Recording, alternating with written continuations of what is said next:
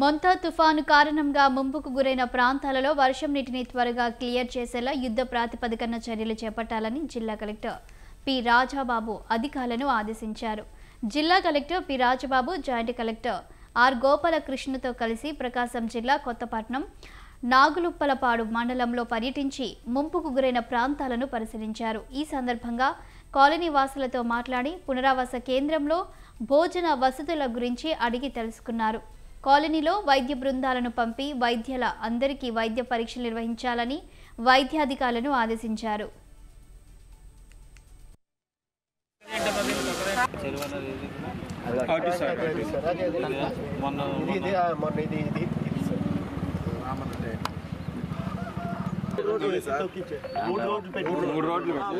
వాహనం తడిచిపోయింది, 2 ఎకరాల పొలం ఇక్కడ చెట్ల సో పవర్ అయితే ఇష్యూ లేదు. వాటర్ ఎట్లా ఉంది? వాటర్ ఎట్లా మీకు ఎట్లా వస్తుంది?